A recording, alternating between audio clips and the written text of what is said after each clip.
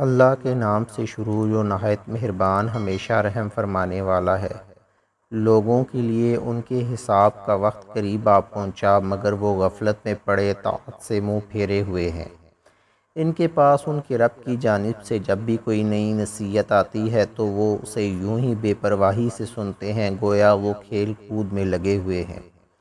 ان کے دل غافل ہو چکے ہیں اور یہ ظالم لوگ آپ کے خلاف آہستہ آہستہ سرگوشیاں کرتے ہیں کہ یہ تو محض تمہارے ہی جیسا ایک بشر ہے، کیا پھر بھی تم اس کے جادو کے پاس جاتے ہو حالانکہ تم دیکھ رہے ہو۔ نبی معظم صلی اللہ علیہ وآلہ وسلم نے فرمایا کہ میرا رب آسمان اور زمین میں کہی جانے والی ہر بات کو جانتا ہے اور وہ خوب سننے والا اور خوب جاننے والا ہے۔ بلکہ ظالموں نے یہاں تک کہا کہ یہ قرآن پریشان خوابوں میں دیکھی ہوئی باتیں ہیں، بلکہ اس رسول صلی اللہ علیہ وآلہ وسلم نے اسے خود ہی گھڑ لیا ہے، بلکہ یہ کہ وہ شاعر ہیں، اگر یہ سچے ہیں تو یہ بھی ہمارے پاس کوئی نشانی لے آئیں جیسا کہ اگلے رسول نشانیوں کے ساتھ بھیجے گئے تھے۔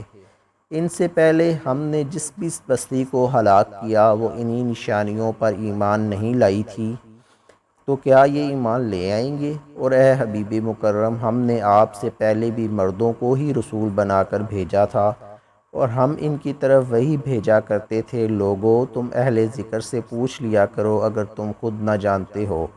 اور ہم نے ان انبیاء کو ایسے جسم والا نہیں بنایا تھا کہ وہ کھانا نہ کھاتے ہوں اور نہ ہی وہ دنیا میں باحیات ظاہری ہمیشہ رہنے والے تھے۔ پھر ہم نے انہیں اپنا وعدہ سچا کر دکھایا، پھر ہم نے انہیں اور جسے ہم نے چاہا نجات بخشی اور ہم نے حد سے بڑھ کر جانے والوں کو ہلاک کر ڈالا۔ بے شک ہم نے تمہاری طرف ایسی کتاب نازل فرمائی ہے جس میں تمہاری نصیحت کا سامان ہے، کیا تم عقل نہیں رکھتے؟ اور ہم نے کتنی ہی بستیوں کو تباہ و برباد کر ڈالا جو ظالم تھیں، اور ان کے بعد ہم نے اور قوموں کو پیدا فرما دیا۔ پھر جب ہم انہیں نے ہمارے عذاب کی آمد کو محسوس کیا تو وہ وہاں سے تیزی کے ساتھ بھاگنے لگے۔ ان سے کہا گیا تم جلدی مت بھاگو اور اسی جگہ واپس لوٹ جاؤ جس میں تمہیں آسائشیں دی گئی تھی، اور اپنی پرتعیش رہائش گاہوں کی طرف پلٹ جاؤ، شاید تم سے باز پرس کی جائے۔ وہ کہنے لگے ہائے شوامی قسمت، بے شک ہم ظالم تھے۔ سو ہمیشہ ان کی یہی فریاد رہی یہاں تک کہ ہم نے ان کو کٹی ہوئی کھیتی اور بجھی ہوئی آگ کے ڈھیر کی طرح بنا دیا، اور ہم نے آسمان اور زمین کو اور جو کچھ ان کے درمیان ہے کھیل تماشے کے طور پر بیکار نہیں بنایا۔ اگر ہم کوئی کھیل تماشا اختیار کرنا چاہیں تو اسے اپنی ہی طرف سے اختیار کر لیتے اگر ہم ایسا کرنے والے ہوتے، بلکہ ہم حق سے باطل پر پوری قوت کے ساتھ چوٹ لگاتے ہیں، سو حق اسے کچل دیتا ہے، پس وہ باطل ہلاک ہو جاتا ہے، اور تمہارے لیے ان باتوں کے باعث تباہی ہے جو تم بیان کرتے ہو۔